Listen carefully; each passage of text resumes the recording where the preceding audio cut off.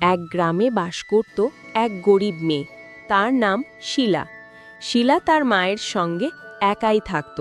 তাদের নিজের বলতে কেউ ছিল না সেই গ্রামে। একদিন শিলা তার মাকে না জানিয়ে একাই বেরিয়ে পড়ে। শিলা হাঁটতে হাঁটতে এক জঙ্গলে চলে আসে। সেই জঙ্গলে এক গাছে থাকত একটা পেতনি। শিলা তা জানত না। শিলা অজান্তেই সেই গাছের কাছেই আসে। শিলা সেই গাছের নিচে বসে বিশ্রাম নিচ্ছিল, কিন্তু পেতনি তো তার গাছের আশেপাশে কাউকেই সহ্য করতে পারত না। শিলা মনের সুখে বিশ্রাম নিচ্ছিল, কিন্তু পেতনি রাগী চোখে তার দিকে তাকিয়ে থাকে।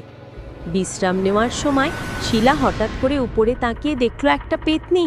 পেতনি তাকে দেখে হাসতে শুরু করল। তৎক্ষণাৎ শিলা দৌড়ে পালালো। পেতনিও তার পিছে পিছে দৌড়াতে লাগলো। শিলা দৌড়ে গিয়ে একটা বাড়ির পিছনে লুকিয়ে নিজের প্রাণ বাঁচালো। পেতনি তাকে অনেক খুঁজল, কিন্তু না পেয়ে আজকের মতো চলে গেল।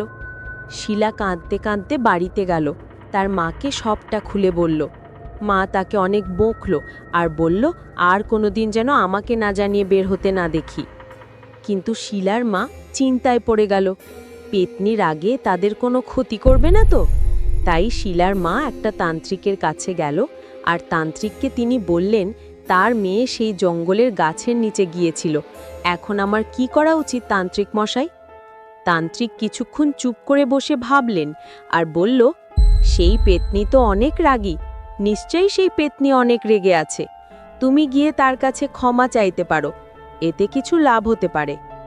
এই কথা শুনে শিলার মা পেতনির কাছে ক্ষমা চাইতে গেল। পেতনির কাছে কাঁদতে কাঁদতে ক্ষমা চাইল। পেতনির মন গলে গেল। পেতনি বলল, আর তোদের কাউকে এখানে যেন না দেখি। এই বলে তাদের ক্ষমা করে দিল। শিলা ও শিলার মা সুখে শান্তিতে থাকতে শুরু করল। বন্ধুরা, এমন ভিডিও দেখতে সাবস্ক্রাইব করুন আমাদের বিঙ্গো ফ্রুট চ্যানেলে।